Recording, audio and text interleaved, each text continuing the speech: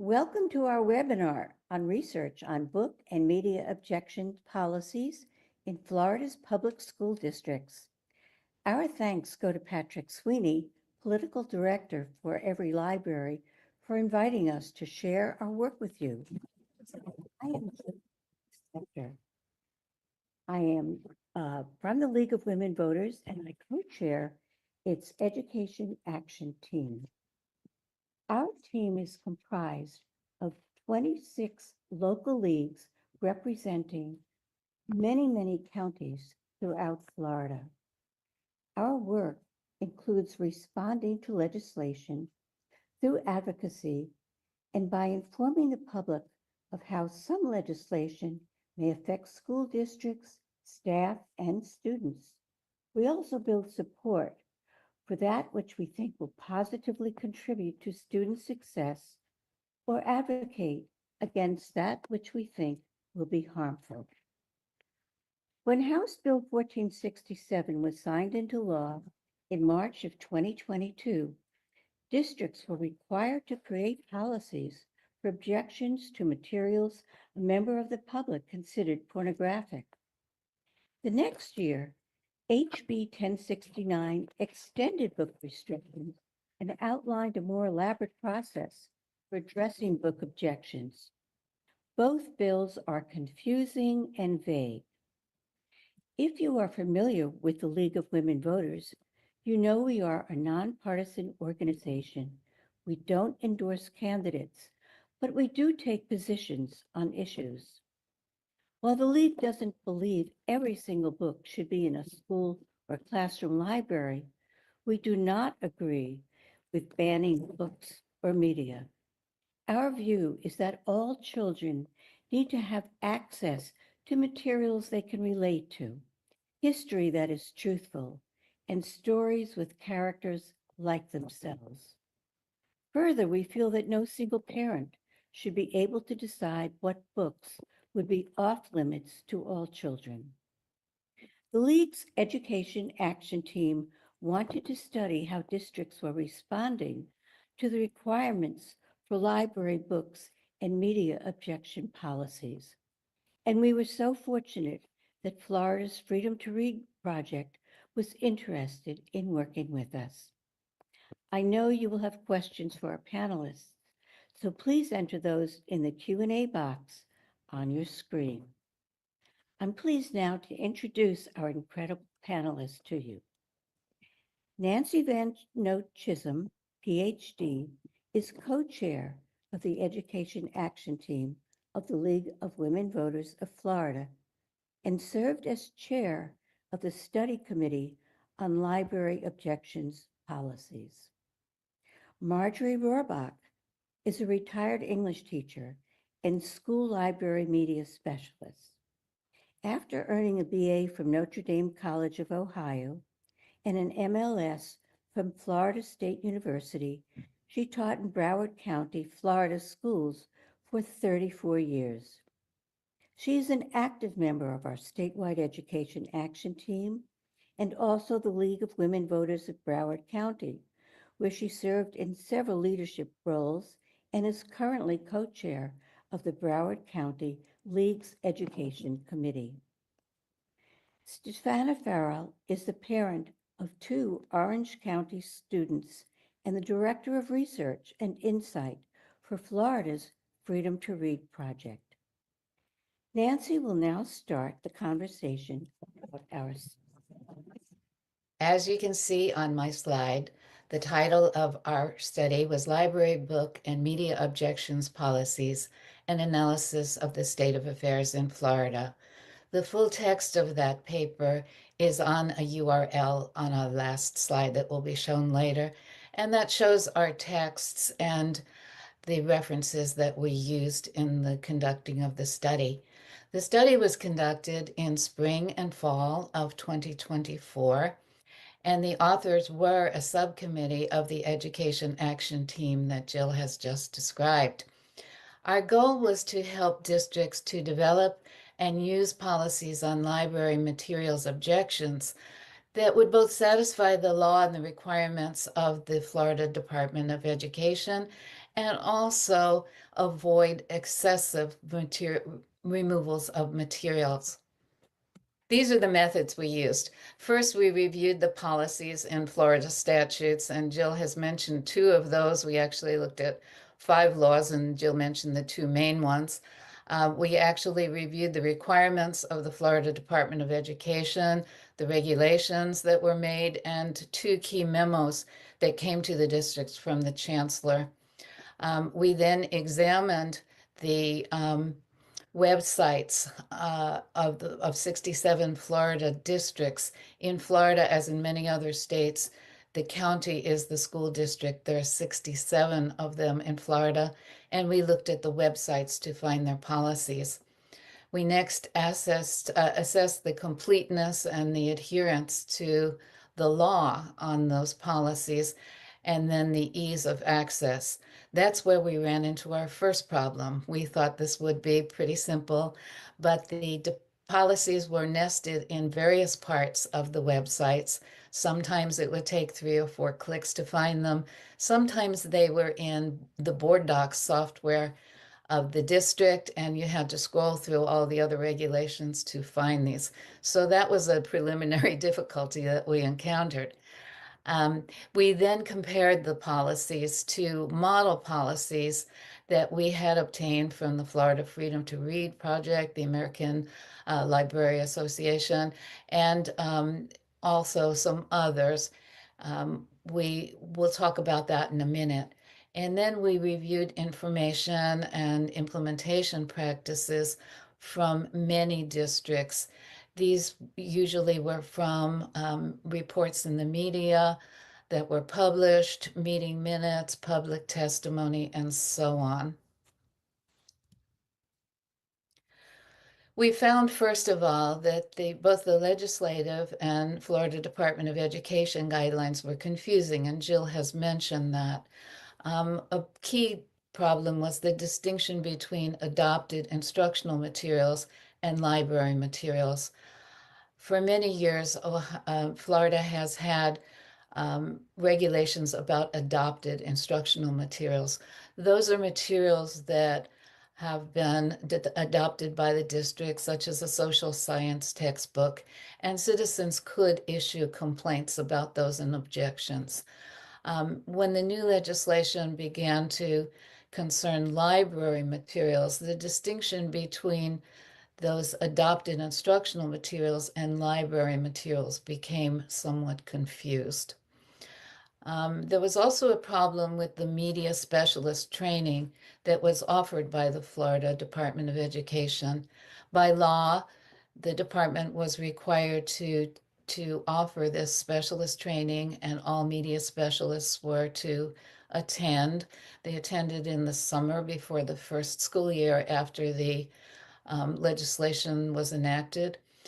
And one of the first problems with that training was that the implication that was made was that any referral to sexual conduct, any depiction or mention of sex in a book was grounds for removing it. And in reality, in the legislation, it adheres to the usual definition of pornography, that materials had to exist mainly to excite prurient interest, that they had no other redeeming literary value, and that they violated community standards. These were not made clear to the librarians. So the definition of sexual conduct was a problem. That was since remedied because the Foundation for Individual, what is the name of that? Individual Rights and Expression sent a letter called FIRE, sent a letter, and other organizations supported this to the Florida Board of Education, and the department was instructed to put those criteria in. So that has helped since then. But the first year went very wide on any mention of sexual content. The media specialists were advised to err on the side of caution.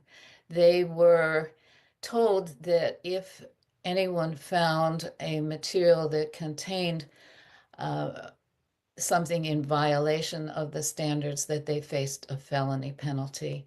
So they left the training feeling very frightened, I believe, and very conservative in their decisions.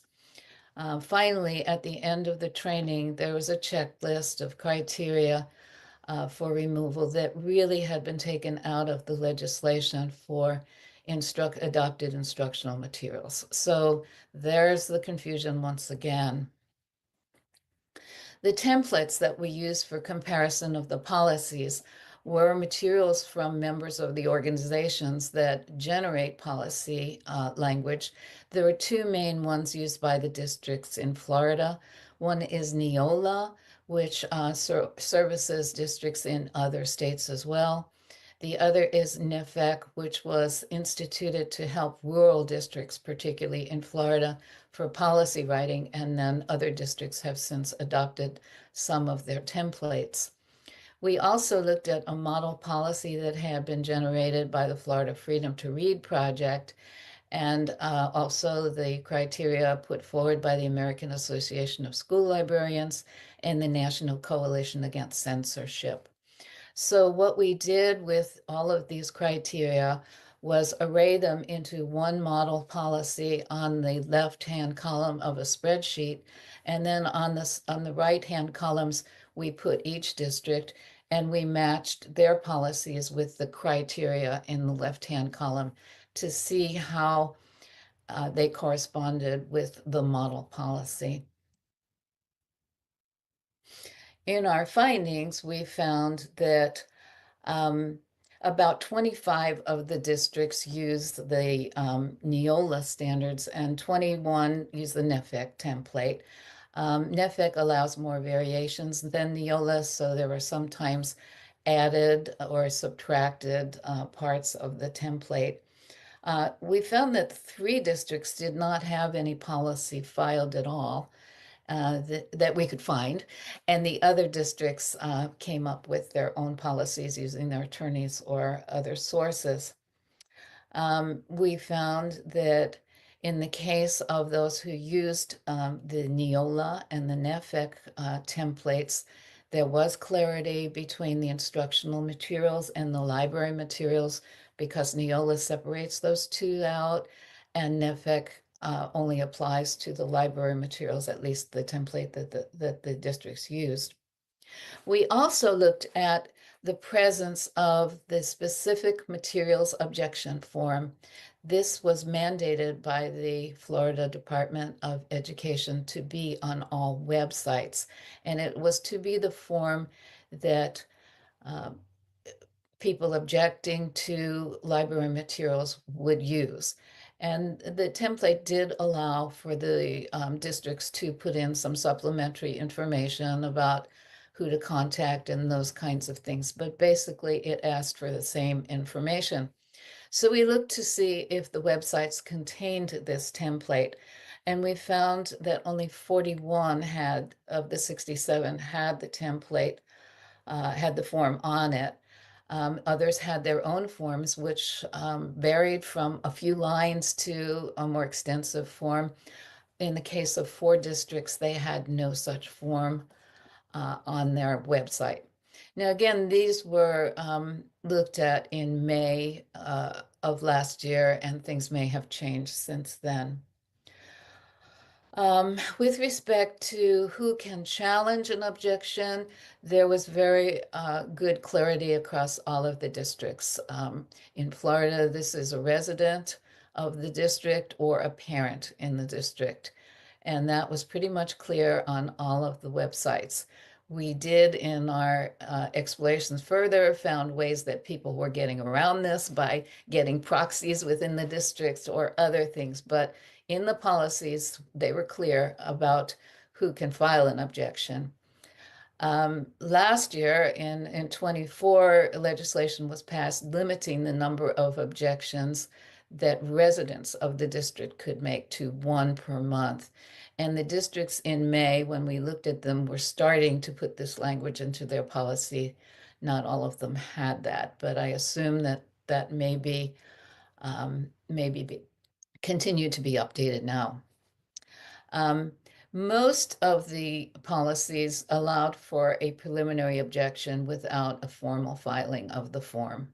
In other words, they would say that a person could come to a school principal, superintendent, could read from a objected material at a school board meeting, and sometimes a decision would be made at that point.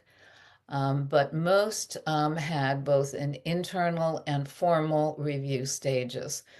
The initial objection would be at the school level, and then the secondary one would be at the district level.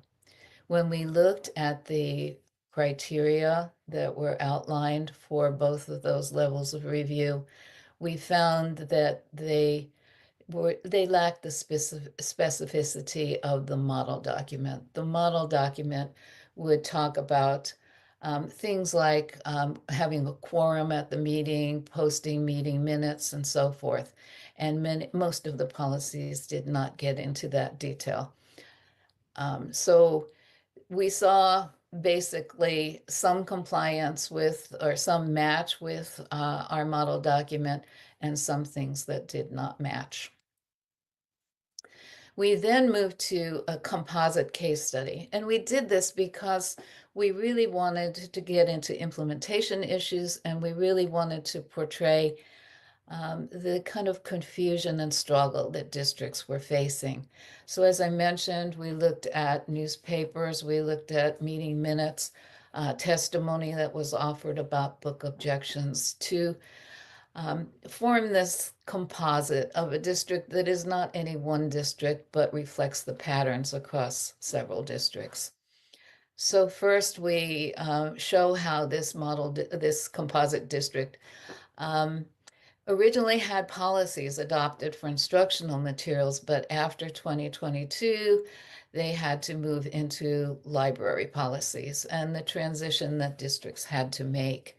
We showed how this district struggled to keep up with the statute and the Florida regulations, which came fast and furiously as they were trying to keep their policies updated. We talked about the atmosphere that the districts were working in while there were escalating number of objections from uh, coordinated groups like Moms for Liberty and Florida Citizens Alliance, and some citizens, for example, 2 citizens were responsible for 600 objections alone.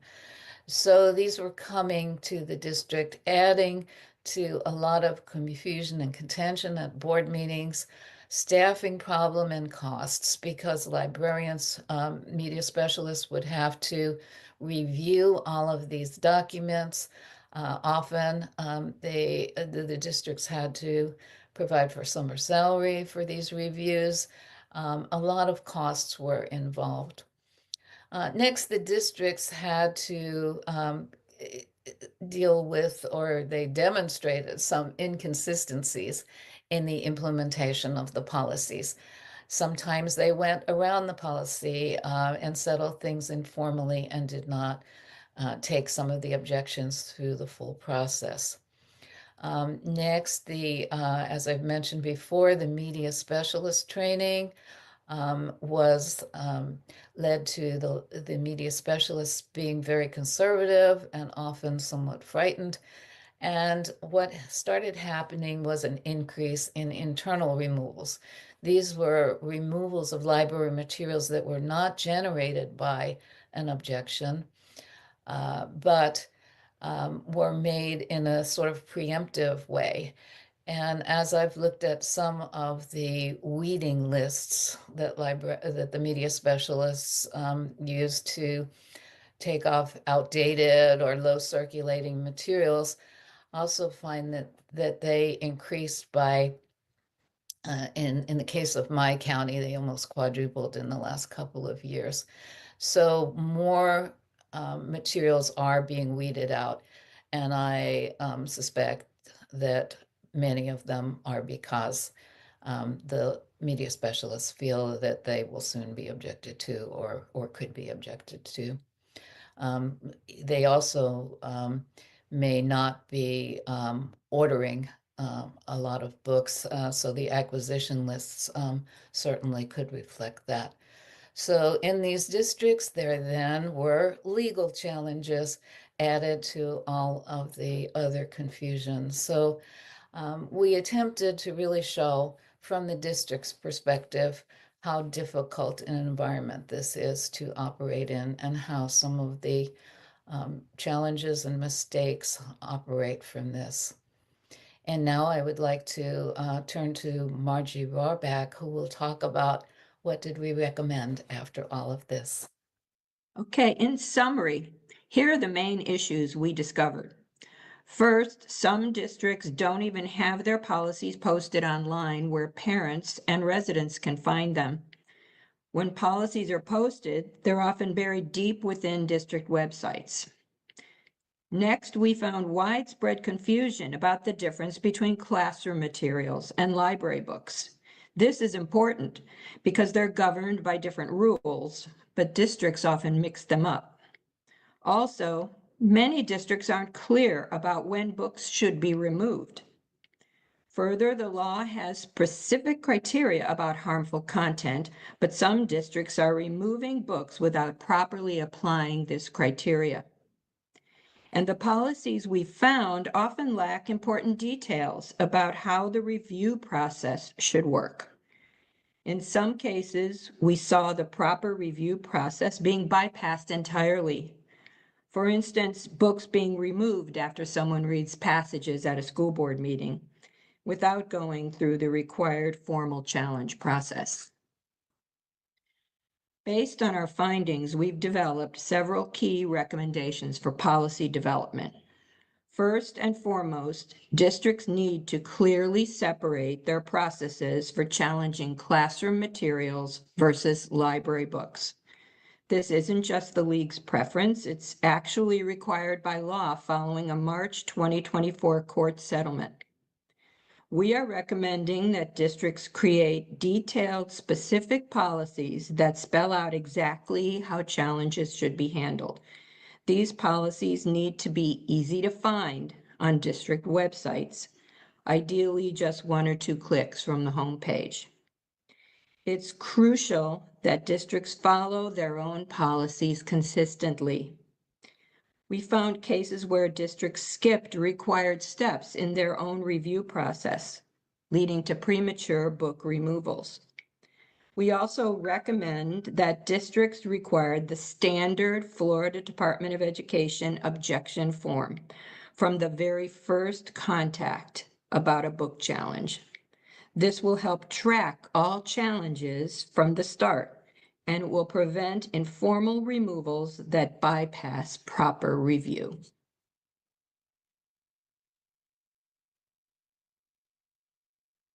We also recommend specific process improvements.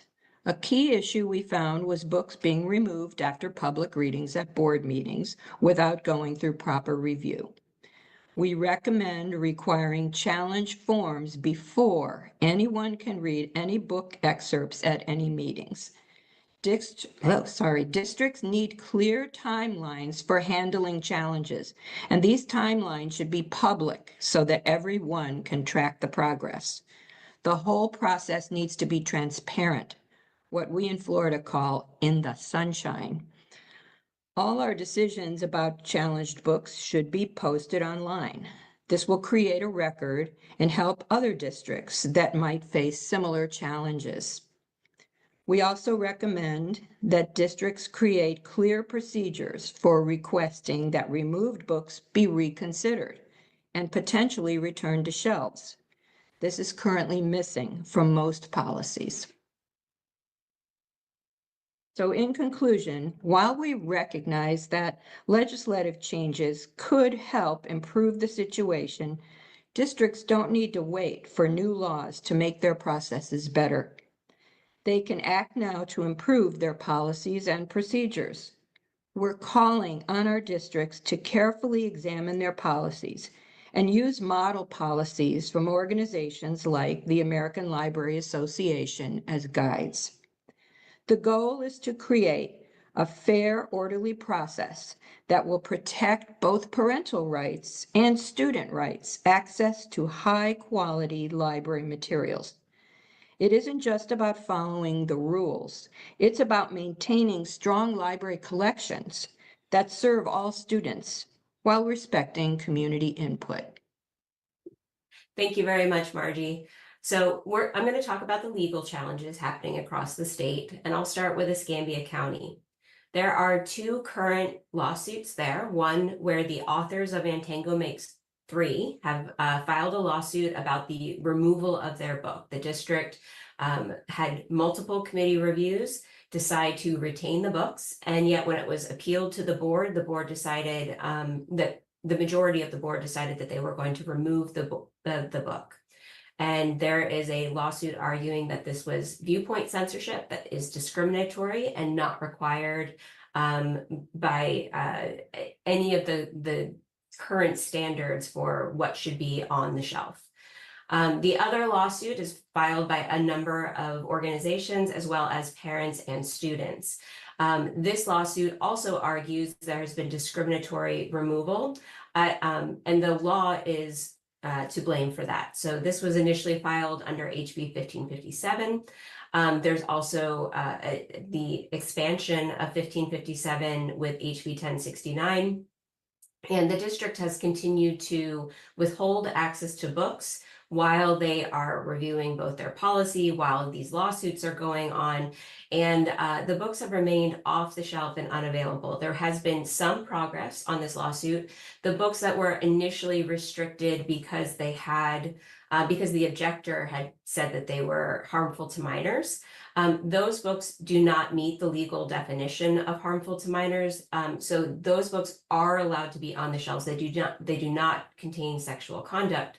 They're allowed to be on the shelves and available to students while they await review now. So that is some progress being made there. Both judges, one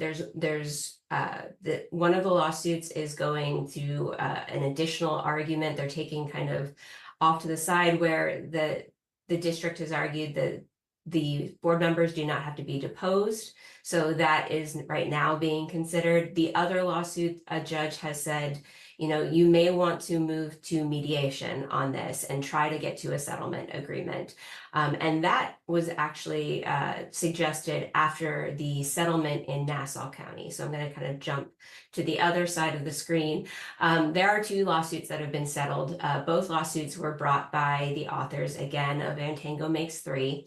In Lake County, the settlement happened basically because the district said, oh, we thought that HB 1557 required us to remove this book. Now that it's been clarified, we're going to go ahead and put the book back. So that lawsuit was a kind of a quick agreement from the district to return the book. In Nassau County, it was not just that book that was subject to the lawsuit. There were more than 30 books that were named. There is a group that works in the state called Citizens Defending Freedom. They had sent an email to the district with a list of books that they felt should be off the shelves. And rather than go through the objection process that is required by the law, they went ahead and removed the books. Two of the books, Antango Makes 3, as well as Ghost Boys, a third book as well.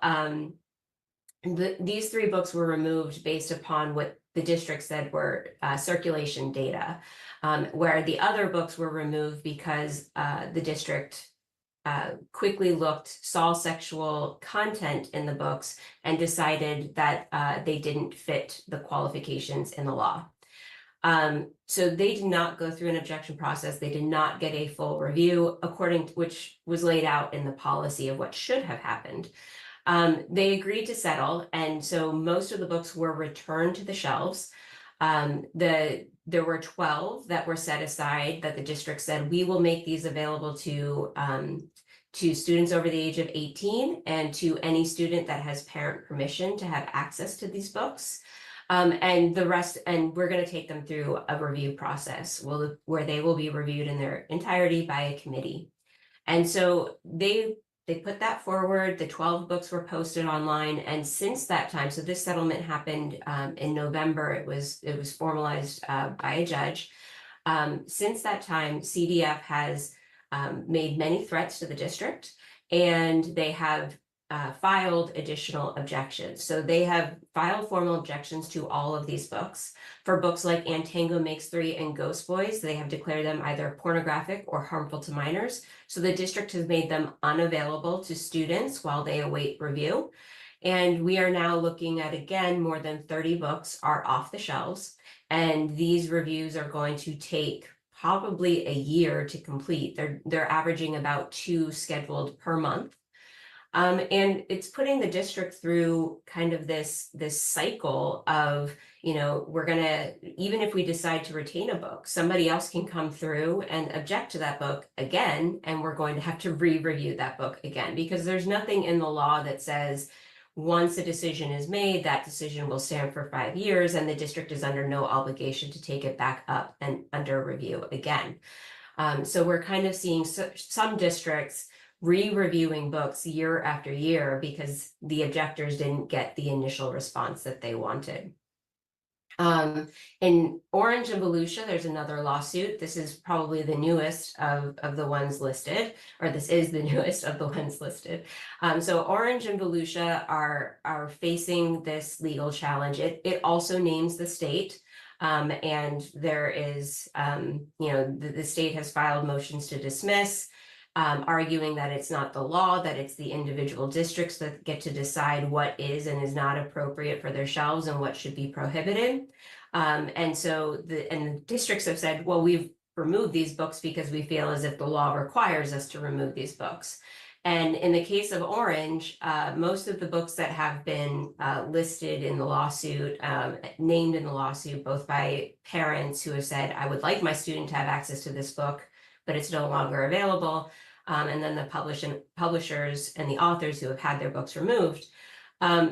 These books were not put through a committee review process where parents and citizens and educators came together, read the books in their entirety, and decided that they didn't reach the selection criteria. These were decisions that were made internally, both in Orange and Volusia, by one or more staff members that decided that these books, they felt, did not reach the criteria in the law to be maintained on the shelf.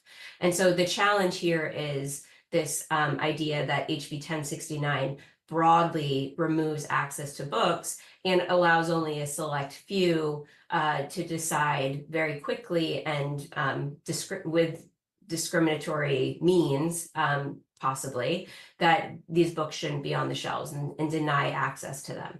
So those are the 3 major lawsuits that are challenging the law and the decisions that are made in an effort to comply with the laws. The Florida Department of Education legal challenge, that one was just recently dismissed. And I will say that, the next steps are still being considered in this case. I am one of the parents in this case, and it is very disappointing and concerning.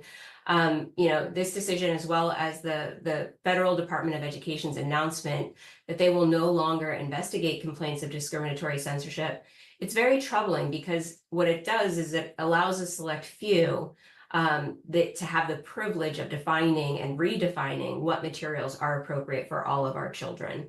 It basically acknowledges that while certain parents can bring these objections forward and get books removed, parents that would want access to books that are representative of all families within the communities, or that discuss social justice issues, that feel as if these removals are made on a discriminatory basis, there really isn't a way for us to appeal to our districts, to our state, or even to the federal government.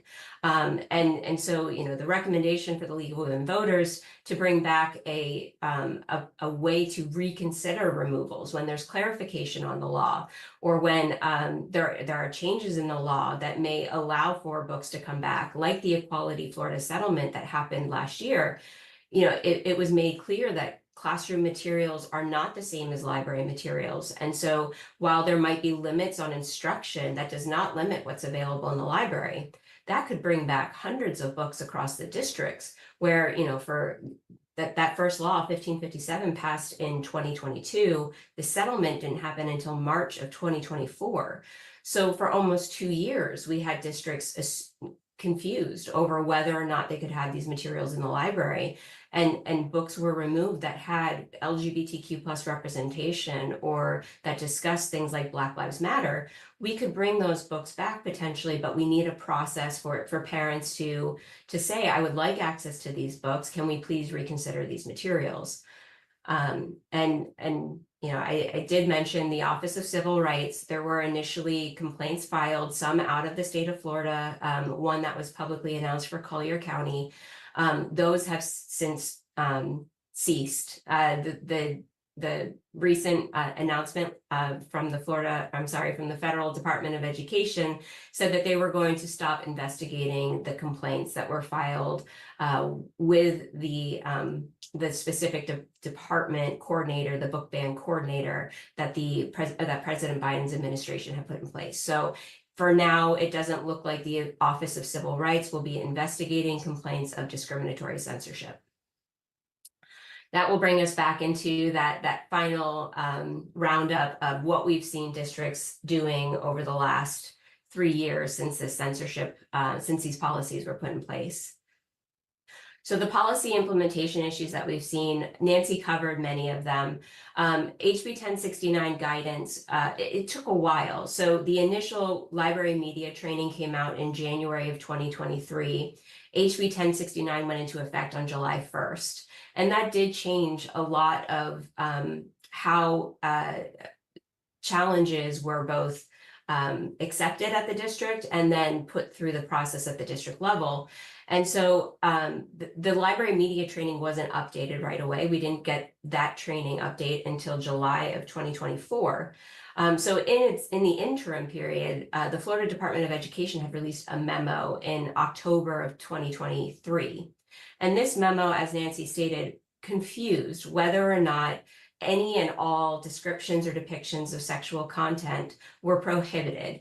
The memo actually said that any depiction or description of sexual conduct is prohibited in our libraries. And so internally, our districts were reviewing books. You saw this in Escambia County, in Collier County, in Orange County, for different reasons. So in Escambia County and in Collier County, there were citizens that were calling for an internal review. The law has changed. We need you to go through the library and make sure that we don't have any bad books. We shouldn't have to be objecting to these books. And so they took it upon themselves to go through internal review. Escambia County quite notably removed nearly 1,600 titles, including dictionaries at first, thinking that anything that has any description of sexual conduct has to be taken off the shelves until we consider it and ensure that it can be on the shelf. And so they removed dictionaries, they removed Ripley's Believe It or Not. There were quite a few classics on the list that were pulled. In Collier County, the same thing, not nearly as many books. There were over 300 titles that were pulled from one high school library and ended up being pulled district-wide. And these were supposed to be permanent removals. They weren't going to go back through. They just quickly searched reviews. If a review mentioned that there was sexual content or that there were descriptions of sexual content in the book, then they pulled the book. And that's where you saw things like books like written by Tolstoy, Hemingway, Steinbeck. These classics that we had used in the classroom for generations were coming off the shelves. In Orange County, because of the classroom library, the new administrative rule that required a certified media specialist to approve every book in every classroom library, you had this review of hundreds of thousands of books happening in the district. And the district was trying to get through and approve as many books as possible. So Orange was one of them, Osceola, there were lots of districts, Lee County, that were trying to get through as many books. And so what they did, anything that was rated for adult in some of these districts, that the general audience was just considered general, right? So it's not that there was adult content, it's just that there wasn't an age group that the author was writing for in the general children's literature categories. And so it's just a general audience book. So in some districts, if it had a general audience consideration, then it was initially rejected and then would go through a further review. In other cases, in districts like Orange County, that wasn't a preliminary elimination, but what they did do was if they saw that there was sexual content in the book, they put an initial rejection on it. So again, we saw classics getting rejected. If there weren't 2 professional reviews available for a book, it could get rejected initially. So, you know, there were books in a series, they may get a professional review for the first book, but not the later books. And so there was this a rush to get as many books approved as possible and to develop a practice that could get as many books processed through. And so they were doing what they could to make the best of a terrible situation. And that was brought on by the fact that, you know, our classroom libraries were always volunteer. They were always at the discretion of the teacher. And all of a sudden now there was a change from this Florida administrative rule in late 2022 and in kind of when the library media training came out in January 2023, it made it clear classroom libraries had to be approved by media specialists. And if they weren't approved by media specialists, you're putting yourself at risk, as Nancy said, of possibly violating the law. So we saw certain teachers just pack up classroom libraries. We saw others delay scanning their books in so that they could get reviewed. This is where you saw the papering over of bookshelves in classrooms. People were really scared. Educators were scared. They didn't know how to comply. Districts didn't honestly know how to comply. In Manatee County, they actually sent out the directive to cover up your shelves, to pack up your books, to turn your shelves around initially, until they had the books approved. And you could only put out books that were approved. This classroom library rule, along with the principles of professional conduct, a rule that says that any classroom instruction in an age and appropriate way on certain topics, and you know, those topics include sexual orientation, gender identity, but also social justice, discrimination, these different topics that have been kind of labeled controversial. If anyone felt that you offered age and appropriate instruction, and it wasn't clear at the time whether classroom libraries fit into that category, you could have your certification called into question. And so, like I said, educators were very afraid. And so you saw kind of this, everyone wanted to be in compliance. They wanted to follow the law, but they didn't know what they had to do. And so there was a lot of soft and self-censorship that happened and continues to happen. There are still teachers that are afraid to offer a classroom library. So there are classroom libraries that are empty. There are instances in certain districts where there isn't a certified media specialist available to approve classroom library books. And so classroom libraries have remained closed for that reason. So there are a lot of things that are happening and still happening today that are due to confusion or broad and vague or punitive language in the laws and rules that we have. I'm going to move on to the formal and informal review process. As Nancy mentioned, districts usually have a way that you can go to a principal of a school and make a complaint, or go in front of the school board and read aloud from a book. Out of the Florida DOE's reported removals, and the objections that were reported last school year, there were more than 1,200 objections filed somewhere in the state last school year. There were fewer than 100 of them that actually went through a committee review process where parents and citizens were involved.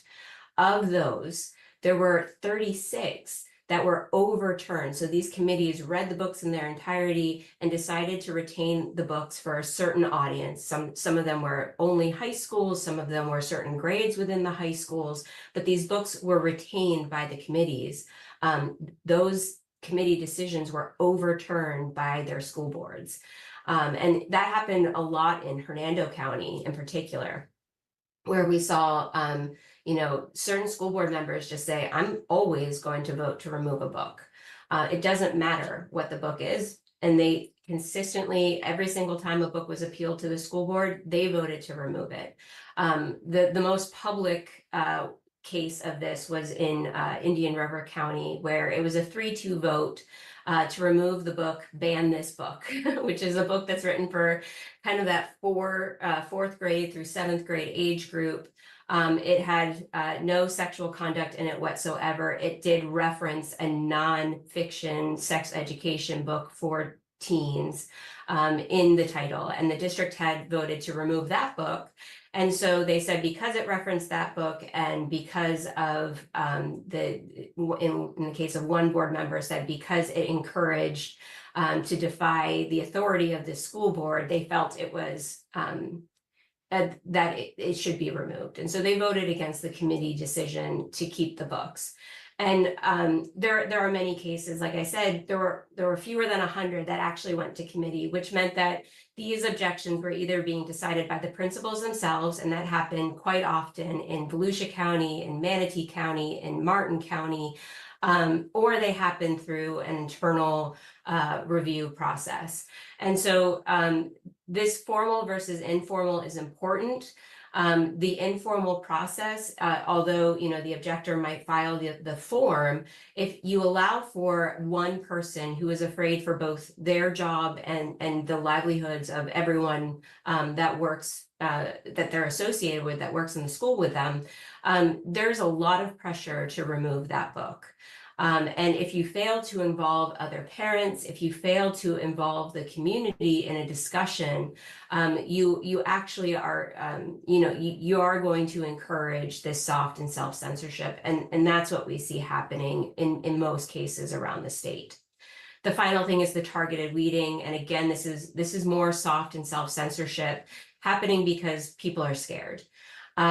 Targeted weeding we're not removing books because of circulation data. We're not removing books because, we feel that the book is worn or outdated. We're removing them because we feel as if, if we fail to remove them now, controversy can happen in the future. A job could be at stake. The district could look bad for having it on the shelf. Or school board members could be removed, right? Because the district could be held accountable for not following the law. And so we're seeing targeted weeding happen very quietly, without transparency, without public knowledge. And what's important here is the fact that these decisions don't involve the community. It allows somebody else to redefine out of fear what is appropriate for everyone. These books have been on the shelves.